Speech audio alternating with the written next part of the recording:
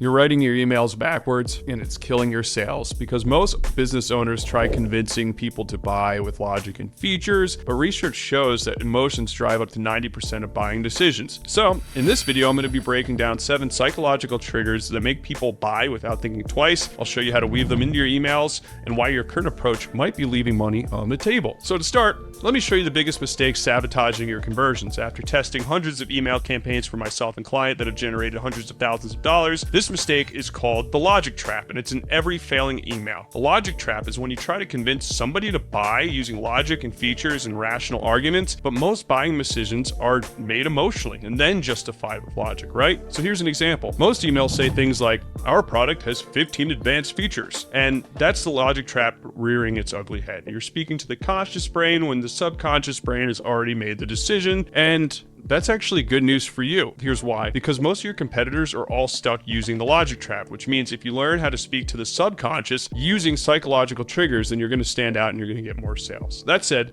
before I show you the first trigger, let me ask you a question. You should just copy other people's subject lines and use them for yourself, right? That's wrong. With the rise of AI, anyone can just write mediocre emails, which means your prospect's inbox is more flooded than ever before. The old way of writing subject lines was just having a listicle saying 10 ways to do X, 7 ways to get Y. And before, that used to work. But now with AI slop running rampant in the inboxes, vague and dull subject lines practically guarantee no one's going to read your emails. And if your prospect isn't reading your emails, they're definitely not going to be buying your offers. So there's a new solution, and it's actually an ancient writing trick called neologism. A neologism is a newly created word or an existing word used in a new way. But here's why this ancient writing technique is so effective for getting your prospect to read your emails in 2025. Neologisms trigger a pattern interrupt in the brain that breaks through that scroll trance, right? The doom scrolling. And it creates cognitive dissonance between what the readers expect to see and what they're actually seeing. So this forces the reader to pay attention, to stop and resolve that unfamiliar pattern, which gets you higher open rates because the brain is hardwired to notice and investigate new things as a survival mechanism. So here's how you can use neologisms to make sure your prospects are opening your emails. And the first is to combine 2 unrelated things and create something new. Here's an example. Frappe plus cappuccino equals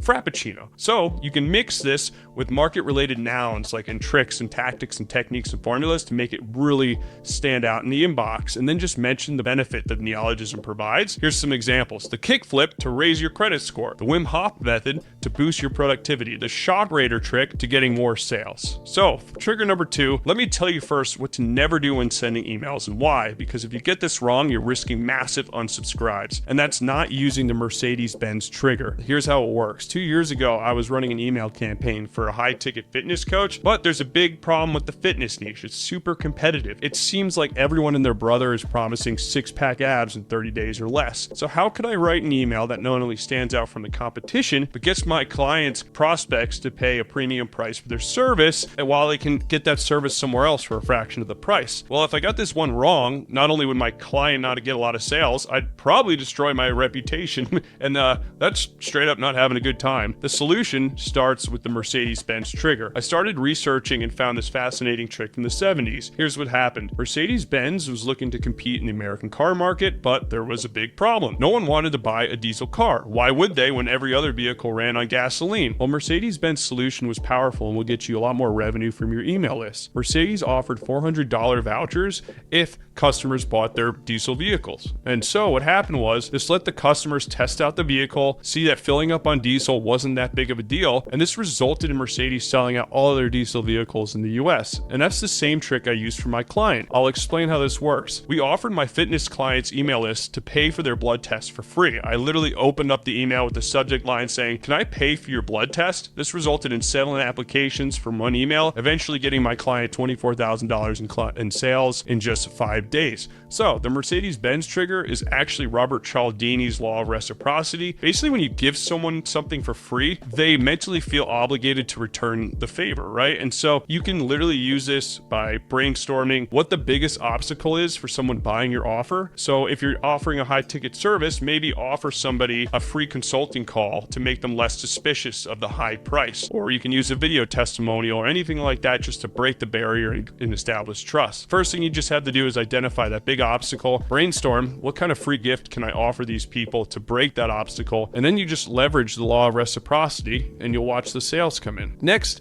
I want you to lean in close to your screen because I'm about to tell you a secret that's super powerful into getting new sales and you've probably never heard it before. The easiest way to boost your open rates and almost guarantee your prospects will read your emails, even in a competitive inbox, is using the P300 trigger, which is when you break up text and make it easier to read by using numbers and symbols. So here's the deal. Most inboxes look like a giant messy city with walls of text and noise everywhere and tons of competing messages, right? Like advertisements. And your prospect is a driver trying to navigate and figure out where to go without signs or signals or a map. So what happens? They skim the road, they get confused, and they get lost and distracted. Now, here's where using the P300 trigger, which is numbers and symbols and even emojis sometimes, comes into play. Numbers are the GPS. Symbols are the arrows, the bright lights, the stop signs, the exits. This is instantly telling the brain, pay attention here. And the P300 trigger is a brain response that fires 300 milliseconds after you see something novel or important. Numbers and symbols are like flashing neon signs in the inbox to get the brain to pay attention. So when you add numbers or symbols to subject lines, you're not only making it prettier, but you're basically hacking the brain's natural scanning system, which is pretty cool. So here's how to use it. Use numbers to create clear steps, like 3 ways to do this.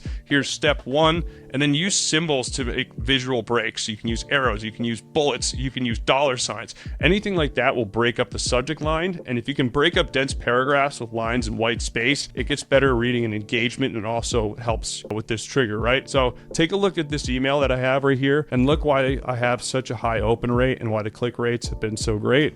This one got a lot of sales, because I just used a robot emoji, and this robot emoji actually generated a lot of sales because it stands out in the inbox. If you look, a lot of people send emails at the same time, and simply by just using an emoji, this stands out like a sore thumb in the inbox, and a lot of people will open it, right? So for the next trigger, can you spot what's wrong with this email? Take a look. Notice how there's zero benefit to the reader and it's just a random wall of text. That's because this email hook doesn't open a loop. Now, take a look at this next email. Can you spot any differences? I'll tell you what the difference is. In the second email, I use an open loop that pulls the reader forward line by line. An open loop refers to the brain's built-in completion mechanism called the Zeigarnik effect, and the brain literally cannot stop thinking about unfinished business, right? So when you open a loop without closing it, the brain releases dopamine in anticipation of the reader getting the answer. So this creates a cognitive tension, an uncomfortable mental itch that demands to be scratched, right? And I don't know about you, I hate being itchy. So it's a survival mechanism. Unfinished threats and opportunities needed our ancestors' attention to stay alive.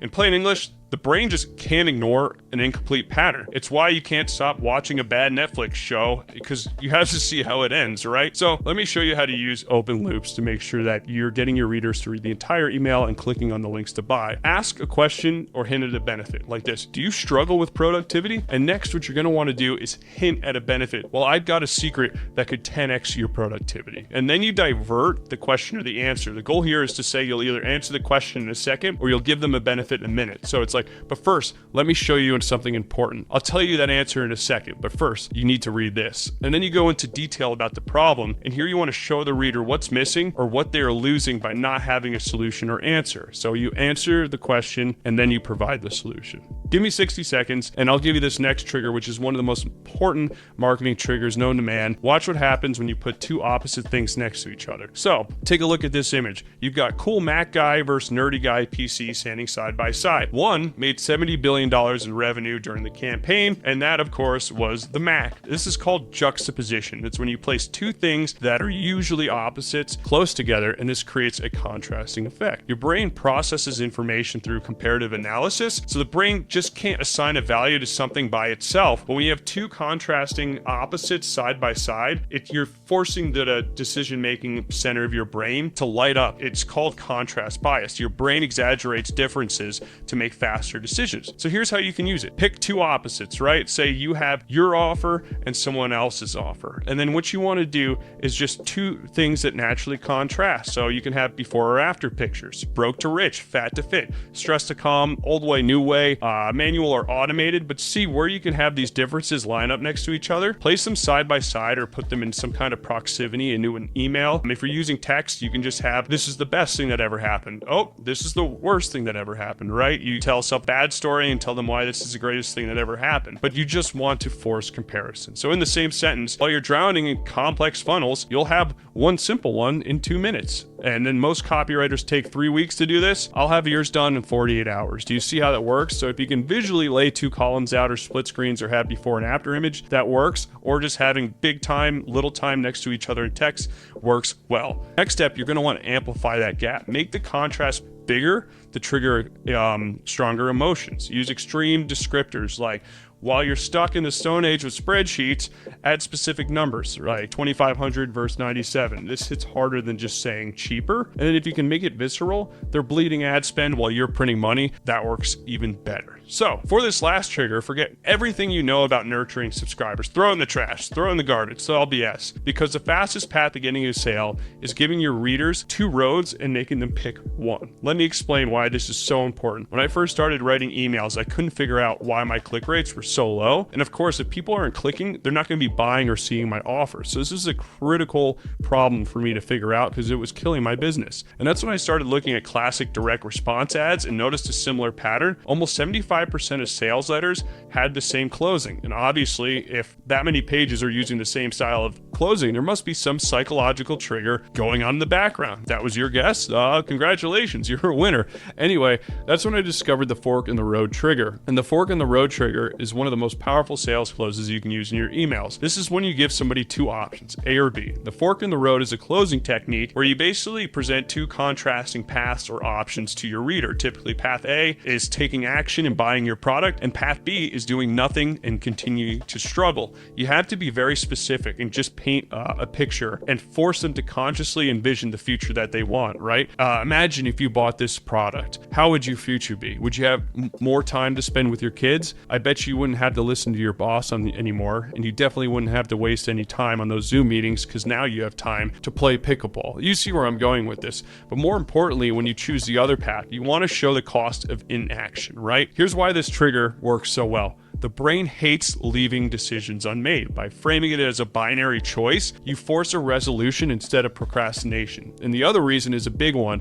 This works so well because of loss aversion. It hurts more for human beings to lose something than it feels good for them to gain something, right? So by showing what the reader will lose by not making the purchase, you trigger the brain's fear of loss, which is twice as powerful as the potential gain. So making the reader mentally choose creates ownership. They're no longer being sold to. They need to make a decision for themselves. So here's how I love to use this. Write 1 sentence for path A where you show the specific results of the transformation if they buy, right? You're now fit. How do you feel when you wake up in the morning?